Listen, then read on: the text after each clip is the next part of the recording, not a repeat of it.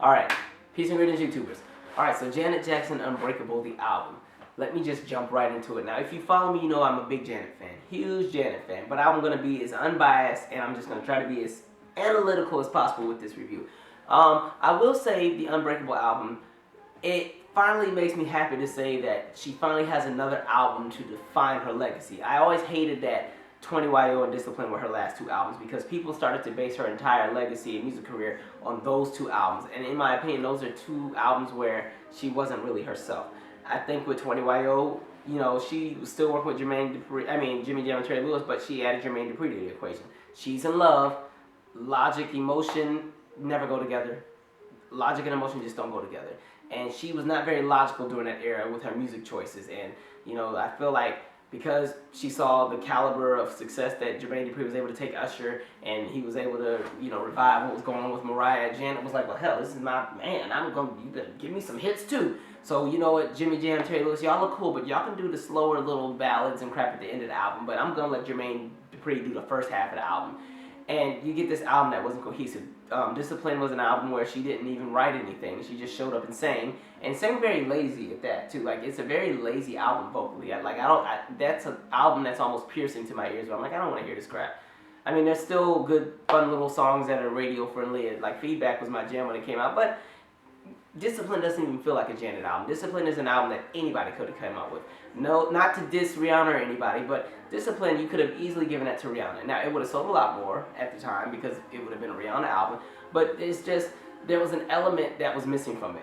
With this album, I feel like she finally put her all into it. There's so many different elements to it, and what I'll say is the album is different. I don't even know what genre to put it in because it's that unique. You know, she's tackled and she plays with a lot of different sounds. There's lots of experiments.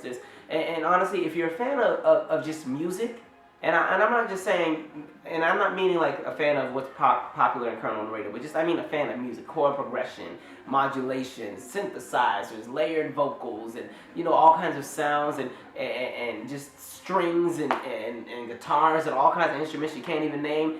This will be an album that you actually enjoy because there's a lot that's put into it. What I've always appreciated about Jimmy Jam and Terry Lewis is they put so much into production. Like, I can guarantee you, when they're making a Janet Jackson song and they're recording it, it has to, I swear to God, it's at least recorded on at least 40 or 50 different tracks. Okay? The thing about a lot of these current entertainers is, because right now, especially with like the trap sound, you can make a lot of these songs that are on the radio in 4 or 5 tracks. You get your drum kit, you put a little synthesizer here or there, you put the vocals, then you overdub the vocals, and you put your little finishing touches, and boom, you got a song. All of these songs on this album sound very polished and sound like there's been a lot of effort put into them. So going into the actual subject matter of the songs, she talks about a lot of different things. By the way, if you're a fan of Sex Kitten Janet, this will not be your favorite album because there's, other than No Sleep, she's not singing about what, you know, no midnight specials tonight on this album. And I think honestly it's appropriate. Janet, I love her to death, but she's 49. She'll be 50 in a month. I'm not saying old people aren't allowed to sing about sex, but clearly you did that the last 3 albums. And it was kind of like, after a while, give us something different. And she's done that. So there's a bunch of different things. She's talking about social issues. So if you were a fan of, you know, some of the things she talked about on Rhythm Nation and Velvet Rope and the Janet album, this is an extension of that. She's talking about social issues and, you know, things going on with people starving around the world. And, you know, so there's a song called Shoulda Known Better, which is a very well put together song. And it translates really well on her tour from what I saw on YouTube. Kind of like a big giant stadium anthem. Just, it's really well put together. There's songs that talk about just when you're in a bad state. So there's a song like After the Fall, and it's just a straight ballad where it's just her and a piano. So you actually get to hear what vocals she will give you. And I'll say Janet, even you can tell she's been to a vocal coach.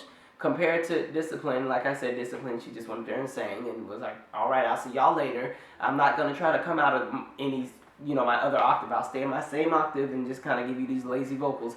This one here, she's actually experimenting. Every song is vocally different. There's songs where she's singing extremely low. There's other songs where you're like, wait a minute, this is Michael. She has a song called The Great Forever. You literally think it's Michael Jackson. I had to look twice when the verse came on. So wait, oh no, that's her. And then there's another song called We Gonna Be Alright, which is like the total opposite, where she's singing out of her upper register and out of her chest. And like belting, like like to the extent of how she was singing on Michael Jackson and Janet's Scream song.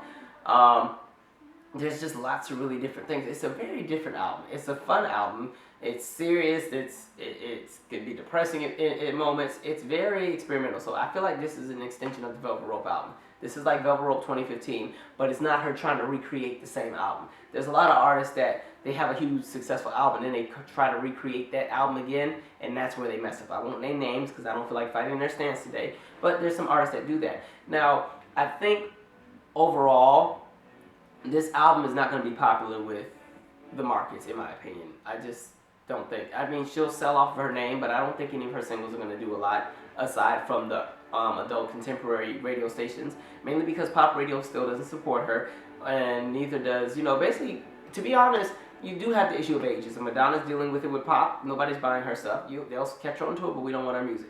Or people don't want our music. I'll say Rebel Heart because I did listen to that album. It's actually an okay album. I think there's some stupid songs on there, and she chose to make some of those singles. But I thought the Ghost Town song was really well put together, and it kind of just, nobody really paid attention to it. Mariah's dealing with it too. It's just a territory that comes with the industry. The industry's very young, and once you get to a certain age, if you don't have that loyal following and you don't have, basically all the networks and connects to kind of keep buying your way to stay relevant, then you don't get the luxury of your music being heard by a lot of people unless they actually go out and look for it. So that's the one thing that sucks. But I think the music overall is really well put together. And I think, I've said this in my R&B is Dead video, but I've said this is what a lot of these R&B entertainers are going to have to start doing musically. Everybody's kind of sticking to the same two sounds, and I feel like that's what's killing people. Like, this album goes everywhere. There's songs with hints of Brazilian jazz. There's even a song that sounds like it has elements of country and bluegrass. Like, one of their songs, I think it's called Well Traveled, or maybe it's called something else. That honestly could have been on the Dixie Chicks, what's the name of the album? Taking a Long Way Around. Taking a Long Way Around. The album that they came out with in 2007. That honestly would have fit right in on that album. There's some songs that have a Sade feel to it. There's some songs that have like a Disclosure, EDM house type of sound. And honestly, she has another song that is like a cousin to Someone to Call My Lover, but I want to say a better version. And so she's experimenting with everything. You're hearing guitars, you're hearing, strings and lots of piano chords, different kinds of drums, synthesizers. There's just so much going on in the album. And I'm like, good job, Janet. About freaking time. Because, listen, it was killing me that Discipline had to be your last album. So I don't know how the album will do. I'm sure it'll be number one because it's Janet Jackson. And she hasn't had an album in years. And, but I don't know how the shelf life would be as far as sales and mainstream. But as far as the musicality and shelf life, as far as replay value, this album sits right here with her classic albums. It sits right there with the Control, Rhythm Nation, Janet, Velvet Rope, All For You. I'll even kind of throw Demita Joe in there. It fits in that pool of those albums. It fits right in. And it's different. It's unique. You feel like it's a part of her. There's a song that she dedicates to her brother, and it's a really fun song. And I'll tell you, honestly, this is why I know that this is a good album. So if you follow me, my father died in July. And, I dealt with it in my own time. But there was a day where I was just not feeling like myself. Just feeling like, why are things the way they are? Goodness. Lord, why? And oddly enough, the actual title song, Unbreakable, they released the song. And something about the song was just so euphoric and it was just really sunshiny, if you could say that. It had like this 70s Jackson 5 feel to it, but it was just so whimsical. It just made me feel so much better about everything. And I'm like, that's where music is supposed to take people again. And music doesn't do that anymore because it's all about the business and it's all about making sure everybody's popular on social media and making sure that everybody downloads your new app. And, the industry's just changed and it's all about business, and it's fine because everything evolves and changes over time. So if you don't want to give it the times, it's just your loss. But, I feel like that's what purpose music is supposed to serve. It's supposed to be that connection. So if you're a big fan of songwriting, and I mean like songwriters, like you're into the stuff of Stevie Wonder or Joni Mitchell or Carly Simon or Donny Hathaway, the lyrics on this album, especially on some of her deeper songs, fit right in that realm. So, I think it's a good album. I don't know how it's going to do. Hopefully it does well. Hopefully, she has support. It's kind of cool because she's on her own terms this time. She's at her own label. Nobody has to tell her what to do except for her. So we'll see how it goes. But overall, I rate the album an A. And I'm not rating it an A because it sounds like everything on the radio, because it doesn't. But I'm rating it an A because you can see that there's an effort that was put on it. Okay, and in my opinion, Janet hasn't had an album that was rated an A probably since Velvet Rope. Okay, All For You I might have gave a B+. Meet Joe was probably a B, B-. 20YO, we're not even going to talk about. And Discipline, I don't know what that is. So, this is a well put together album. It's great, in my opinion. And that's my opinion on it. Hey, so share your thoughts. If you copped it, let me know. I'm also going to review Tamar's album because hers came out today as well. I haven't listened to it yet, so probably check for that later in the week. And I'm also doing the next edition of R&B is Dead probably this week as well. If Hurricane, I forgot what it was called. If it doesn't blow us away. Anyway, I'm out. Subscribe. Catch the album if you can. Also, if you can still get tickets if they're not sold out, I suggest you get her concert ticket. By the way, Janet, I don't appreciate you making me wait until March to see you. Goodness. That's okay. At least the show's good. I'm out. Subscribe.